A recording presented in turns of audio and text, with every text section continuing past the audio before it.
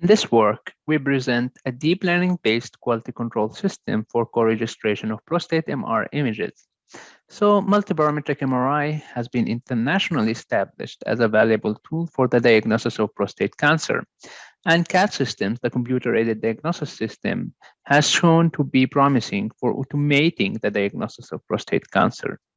One of the essential steps of CAD when we work with multiparametric MRI is the co-registration of diffusion-weighted images into T2-weighted images. However, the co-registration cannot always be accurate. Sometimes it can go wrong. Therefore, in this work, we present a fully automated quality control system for co-registering prostate diffusion-weighted images to the T2-weighted images using a deep learning-based approach. Our approach is mainly based on using cycle-gun to translate diffusion-weighted images to serve as a ground truth, which will be later used to generate deformed images with a reference score to train a regression fully connected neural network to estimate the deformation, so to give us a quality control score. Our results were promising, and there are still work to be done, but for more details, look at our poster. Thank you.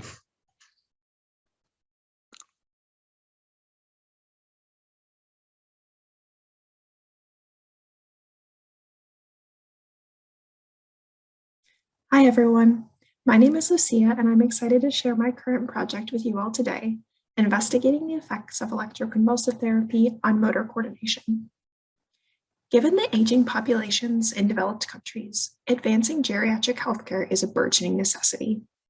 Neurodegenerative diseases, which primarily impact the elderly, are debilitating and currently incurable with a critical shortage of treatment options.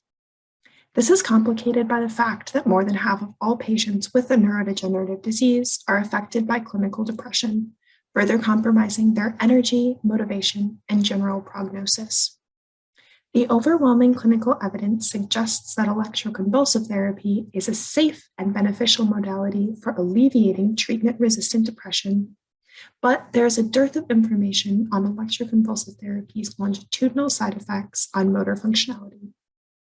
As the majority of neurodegenerative diseases, including Parkinson's and Huntington's, have crippling motor symptomatology, should these patients undergo electroconvulsive therapy at the potential risk of further aggravating existing motor conditions? Our overarching goal for this study is to help patients suffering from both a neurodegenerative disease and treatment-resistant depression make an informed decision regarding their treatment plans. Thanks for listening, and I hope to chat more.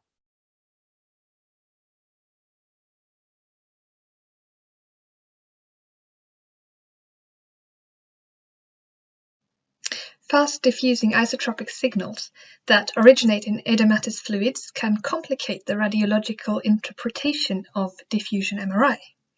So, with good help from my co-authors, I have applied a multi-shell free water elimination algorithm to diffusion data collected from 25 glioma patients. We found that the free water estimation is a way to quantitatively and non-invasively characterize necrotic tumor regions in particular. And that's interesting because there have been some recent studies suggesting that a more accurate description of the necrotic region helps predicting survival and aggressiveness in glioblastoma patients. My poster is called Effects of Multi-Shell Free Water Correction on Glioma Characterization, and I look very much forward to seeing you at my poster.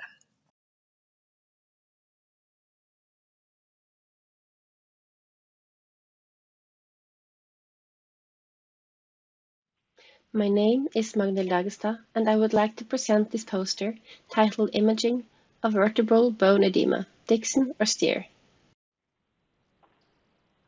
Both Dixon water images and STEER is being used to evaluate bone edema, but thus the methods provide similar results. In our study, 2 radiologists evaluated bone edema in 228 motive changes in 120 patients. After 228 motive changes, Dixon and STEER only differed in a few cases in regard of lesion conspicuity and extent. Our conclusion is that Dixon water images and STEER provide similar visualization. Thank you.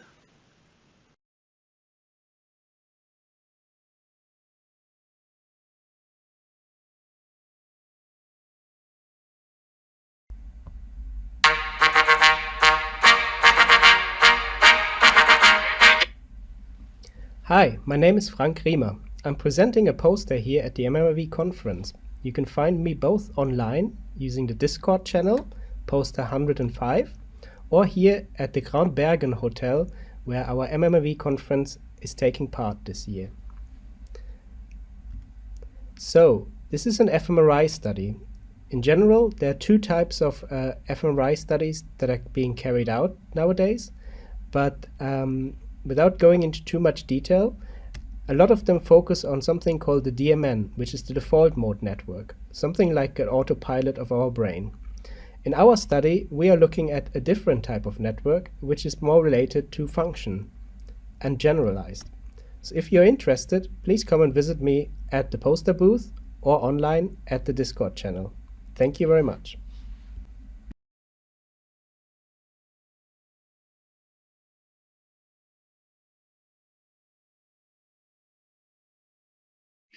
Hi, my name is Kirsten M, and together with my colleagues at the Cancer Imaging Group and the Bergen Gynecologic Cancer Research Group, we have prepared a poster where we evaluate preoperative imaging in endometrial cancer.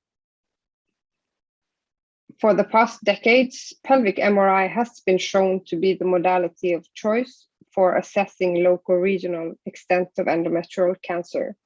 However, in recent years, FDG PET have also been increased in use, especially for assessing spread to lymph nodes or distant metastasis. At Haukeland University Hospital, all patients with suspected endometrial cancer have been offered both modalities back to 2011. And this gave us the opportunity to assess different preoperative imaging workups for these patients, from applying FDG PET and MRI in all patients to applying FDG PET only in subgroups of patients. So if you're interested in what we found to be the best approach, please visit our poster 106 and contact us either at the chat channel or in person at the conference. Thanks for listening and hope to see you all there.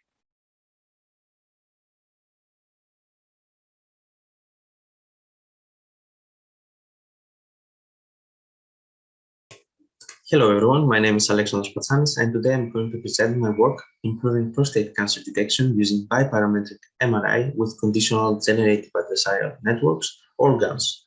So in this study, we tested three different scenarios. In the first one, we merged all the modalities together in one image and then we trained the model.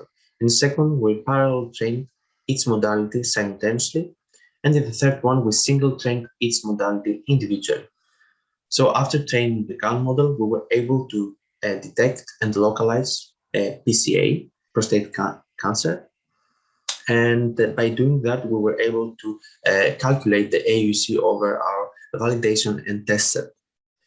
So here on the left, we have the validation set where the highest AUC found with MERS training. However, by testing our test set, we found that ADC had the highest AUC over 350 patients, and that reflects to clinical practice, where the ADC considered the most important imaging modality for tumor detection in the peripheral zone, where a majority of tumors appear. So with that, I would like to thank you for your attention, and I'm looking forward for the conference.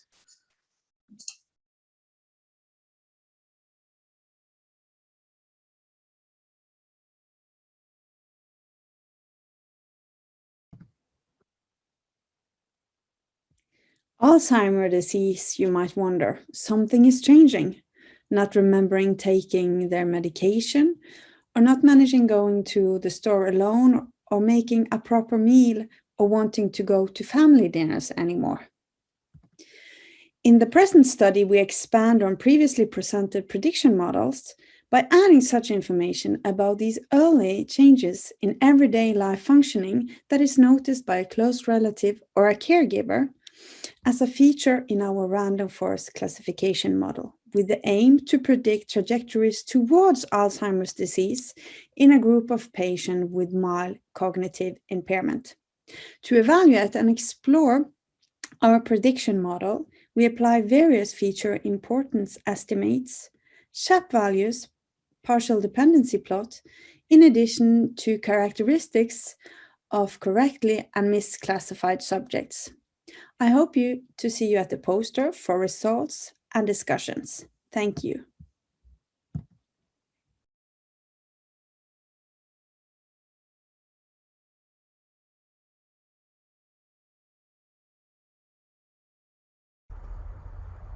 Hello, and this is a poster on the feasibility of dual mice diffusion-weighted MRI and dynamic FDG PET in a 7 Tesla MRI PET clip-on system, as you can see right here. This system was recently installed at the core facility for imaging at the Molecular Imaging Center. We present the first ongoing study utilizing both modalities in tumor-bearing mice. So please come and see our poster, and I'll show you some nice images. Thank you.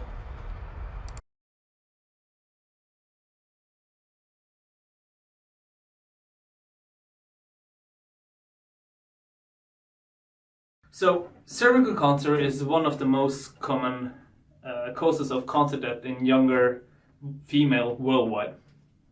So, at primary diagnosis, the diagnostic work consists of clinical examination combined with pelvic magnetic resonance imaging, which allows detailed depictions of tumor size and assess tumor invasions into neighboring organs or pelvic lymph node metastasis. At Haukeland, radiologists look at these sequences we are seeing here, so T2, ADC, and DVI, and they manually annotate these volumes, which is very time consuming. So our proposed work consists of training a neural network or deep neural network on more than 100 volumes manual annotated and predict on new images, as we can see here. So we pass in a volume and get out a prediction. So here we can see a manual segmentation of one of the experts, and we can compare it with our machine learning prediction, and we can see that it performs quite well. So then the radiologist can pick out the primary tumor based on this and evaluate the tumor, which is less time consuming. So if you want to know more about this, come and talk with us. Thank you.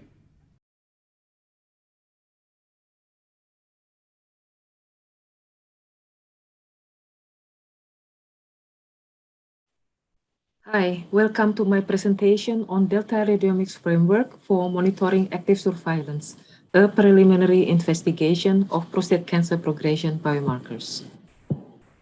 The aims of this study are to propose a Delta Radiomics framework for monitoring lesion progression, to apply the framework on selected datasets from patients under active surveillance, and to analyze the Delta features related to progressive lesions. This is the proposed framework that consists of 2 phases, development phase and optimization phase. This framework involves overall processes in the standardized radiomics workflow for longitudinal analysis of radiomics features. In this preliminary study, paired T2 weighted images and clinical variables of 11 active surveillance patients taken from long-term period were collected. Analysis on 14 individual lesions from 11 active surveillance patients using 29 reproducible features resulted in 4 delta features: GLDM, small dependence, low gray level emphasis, shape major axis length, shape maximum 2D diameter rho, and shape voxel volume, with significant difference between progressive and non-progressive groups. These delta features show the feasibility for implementation in larger cohort.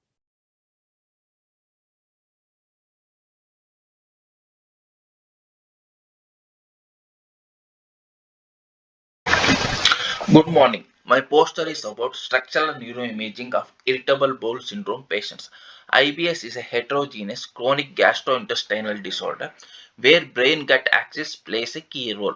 In this study, we have only considered insular region since it is involved in brain processing.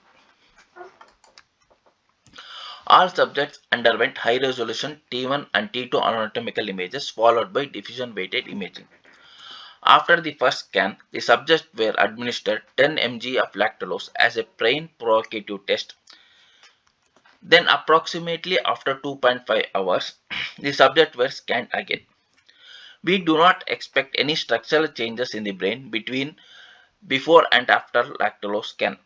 This enabled us to employ a test-retest approach to find the structural differences.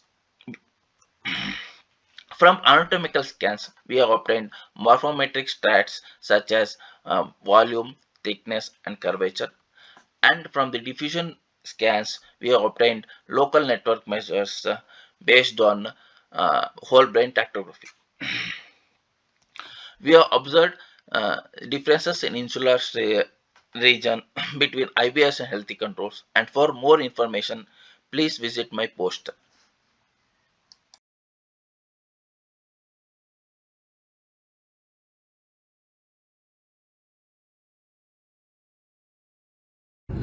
Hello, my name is Renate Grüner. I am a third-year medical student and together with my supervisors was recently accepted to the student research program with our project, which we aim to explain to you today with our poster. Irritable bowel syndrome, IBS, is today diagnosed only based on experienced symptoms within the patient, such as abdominal pain, diarrhea, constipation, or a mix. These diagnostics are mainly due to one's lack of etiological understanding within the established brain-gut microbiota axis, meaning we do not know what causes the symptoms. Our project aims to assess multimodal MRI data as an objective diagnostic biomarker for IBS patients, as well as distinguishing between responders and non-responders to the strict low food map dietary intervention. We want to thank MMIV for allowing this project to be presented here at this conference, and we all look forward to these couple of days.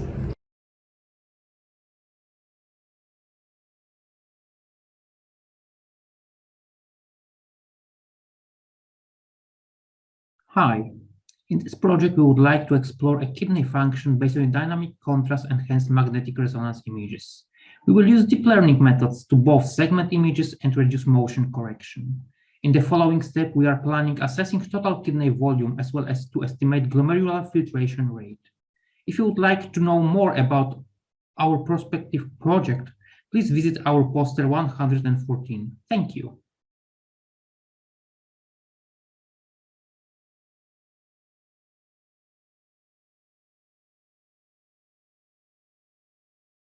Hi everyone, I'm going to talk about my poster entitled Prediction of MGMT Promoter Methylation Status from Multiparametric MRI using Convolutional Neural Network. We have used data from brain tumor segmentation Selnæs 2021 for our predictive pipeline. The challenge has multiparametric MRI, T1 contrast, T2, and flare recording for each subject. This is our proposed pipeline, consists of two sections. Section on the top deal with tumor subregion segmentation. The section at the bottom deal with MGMT promoter methylation prediction.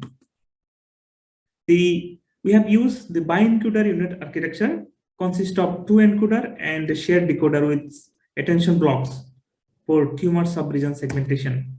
And we have achieved dice score above 0.92 for whole tumor segmentation, which is competitive, can be potentially used in a clinical practice.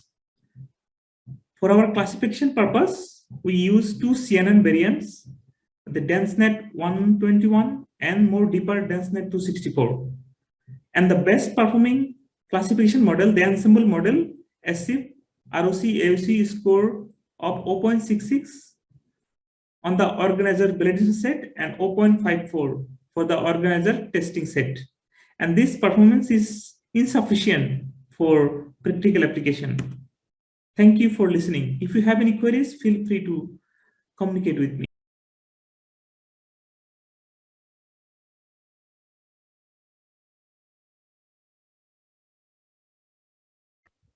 For this work, we have done a graph theoretical investigation of functional connectivity in Parkinson's disease after a short period of oral NAD administration. To address some of the challenges in fMRI, we carefully selected the most robust methods of the game. Starting out with a high-dimensional, functionally defined atlas, we derived the covariance matrices, and we projected these into tangent space. And then we fed those matrices into network-based statistic, the permutation test. And we did indeed discover a highly significant yet distributed network subgraph of alteration. And in order to try to overcome that hurdle, we tried a new method of based on percolation theory to try to narrow down the driver nodes of that said alteration. And using this method, we did find a small number of hubs. So if you're interested in a chat or to learn more, you can find me over at poster 116.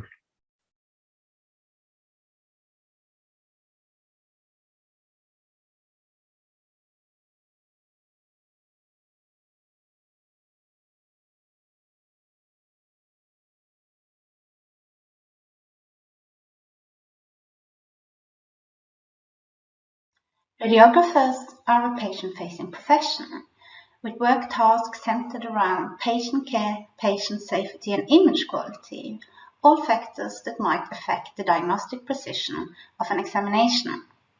Nowadays, we see an exponential growth of research focusing on the use of AI in radiology.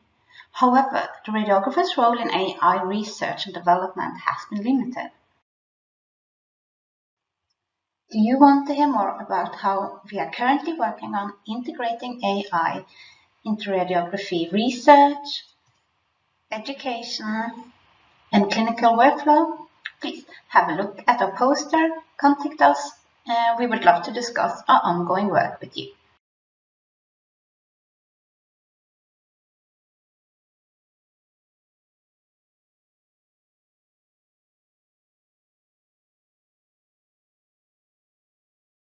Okay, hi everybody. You are probably wondering who this voice from somewhere is. I'm Max, who is on the left-hand side here on the photo. And I'm there together with Renate and Grüner, and we are all thinking of Kirsten, who's also part of this project, which is the Bergen Breakfast Scanning Club.